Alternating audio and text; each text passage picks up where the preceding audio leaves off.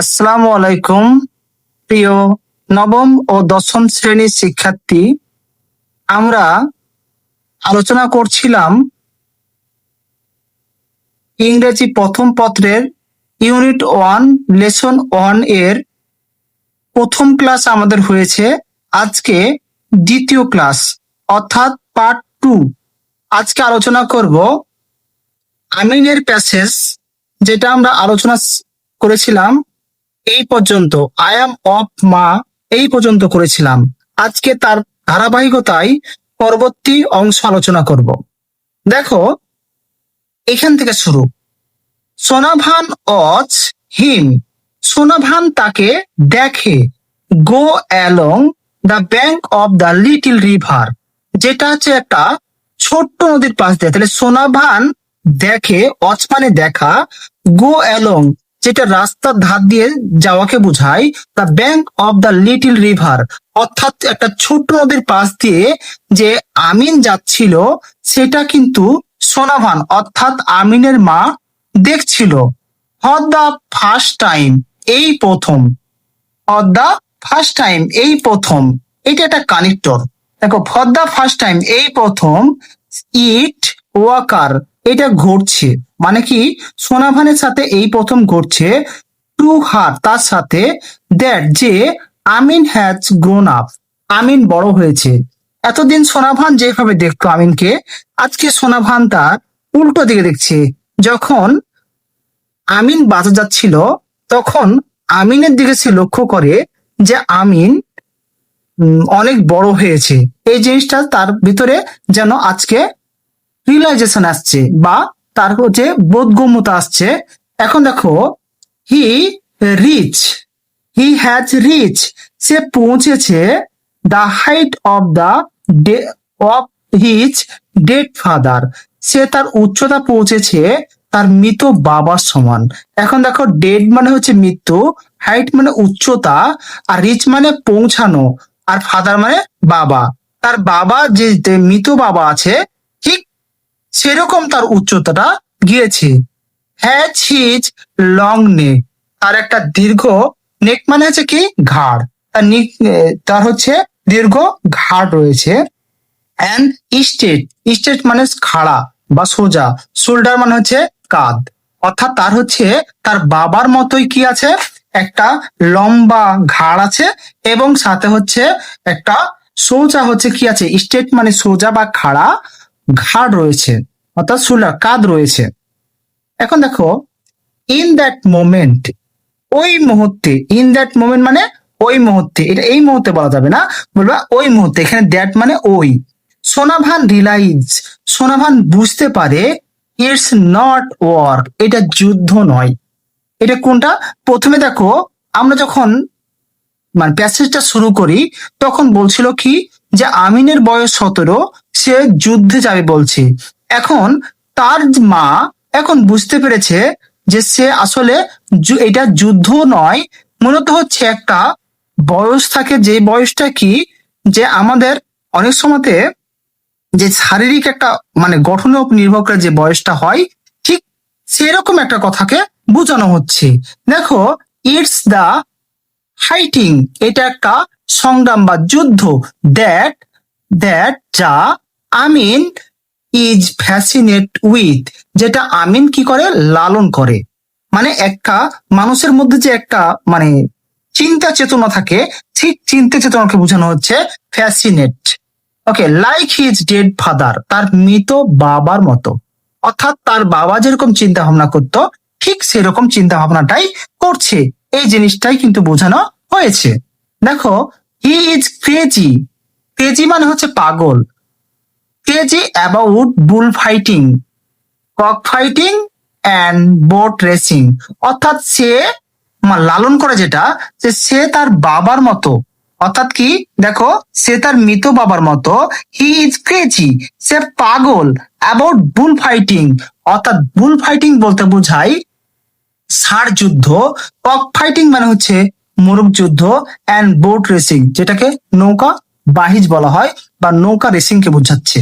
The same stubbornness flows in his blood, অর্থাৎ তার একই ধরনের জেদ, স্টাবন মানে হচ্ছে জেদ, স্টাবননেস মানে হচ্ছে জেদ, অর্থাৎ তার বাবার যেমন জেদের কথা বলছে এটা বোঝাচ্ছে যে the same স্টাবন flows in his blood, অর্থাৎ তার একই রকমের জেদ তার রক্তে প্রবাহিত হচ্ছে, মানে অর্থাৎ তার বাবার মতো।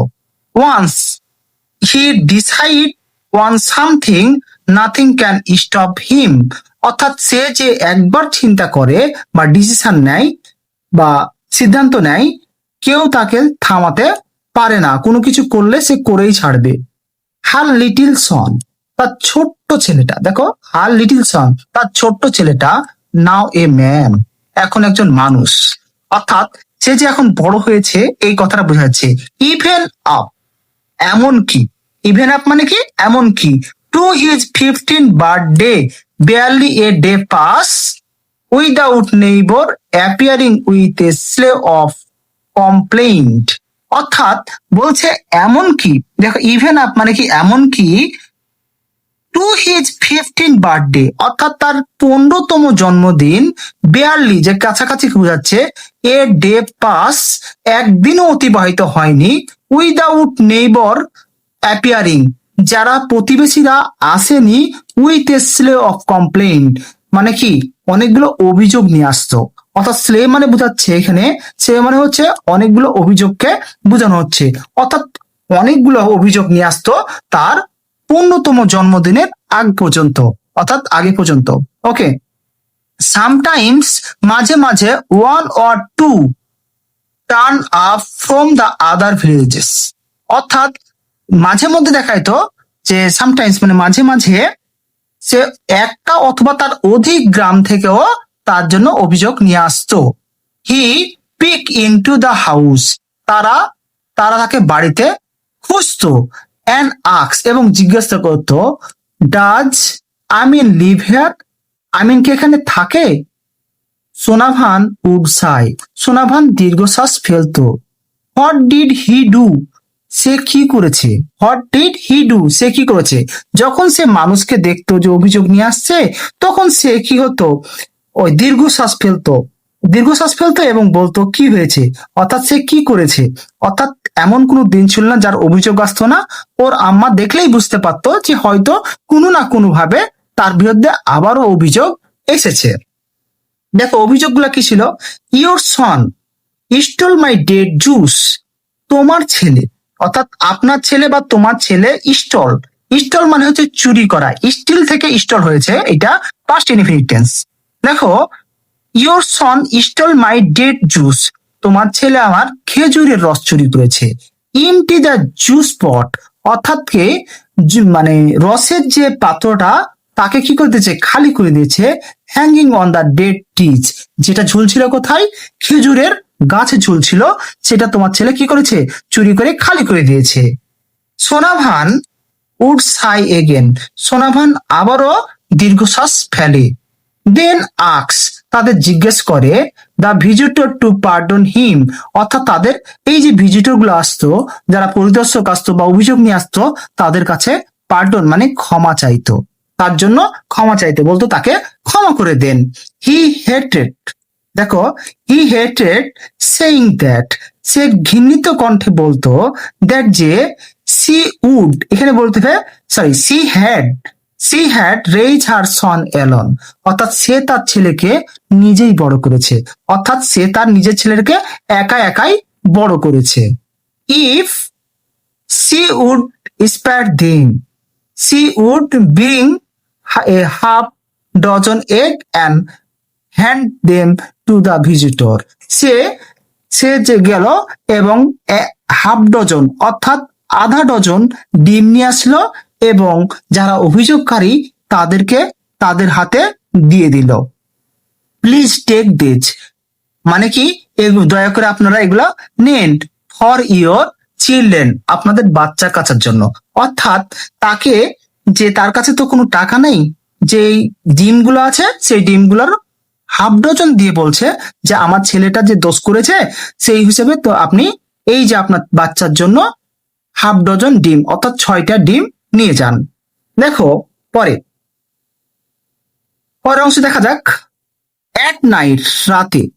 মানে কি, যেদিন রাতে অভিযোগ, মানে যেদিন রাতে আসলে অভিযোগ আছে সেটা না, বুঝাচ্ছে এখানে কি, যে ওই দিন রাতে, যেদিন রাতে সোনা ভান লক্ষ্য করলো যে তার ছেলেটা বড় হয়েছে, বাজার যাচ্ছে, ঠিক সেদিনের কথা বোঝানো হচ্ছে।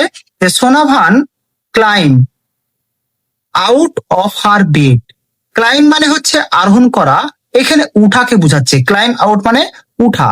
সোনা ভান তার বিছানা থেকে উঠলো। ক্লাস দ্য হারিকেন ল্যাম্প, অর্থাৎ হারিকেন ল্যাম্পটাকে হাতে নিল। And tipped up into Amin room, এবং পা টিপে টিপে আমিনের রুমে প্রবেশ করলো। She stand by his bed, সে তার বিছানার পাশে দাঁড়ালো। Look at her sleeping son, তার ঘুমন্ত বাচ্চাটার দিকে বা শিশুটার দিকে, ছেলেটার দিকে দেখলো।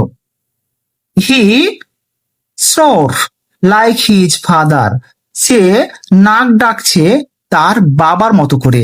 এখানে লাইক মানে হচ্ছে মতো, স্নোর মানে হচ্ছে নাক। He has her light skin, অর্থাৎ এখানে হার হবে না, এখানে হবে হিজ হবে। তাহলে he has his light skin, তার একটা কি আছে, উজ্জ্বল ত্বক আছে। অ্যান্ড বটম নোজ, এবং তার হচ্ছে একটা খাড়া নাক আছে।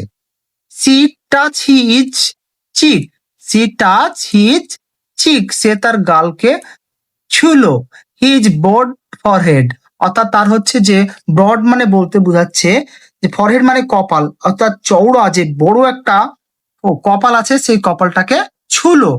C she suppress a desert to lie beside him, তার ভিতরে একটা লালিত স্বপ্ন হলো তার একটা যে মানে তার পাশে শুবে। লাইক দ্য ওল্ড এজ, অর্থাৎ অতীত দিনের মতো।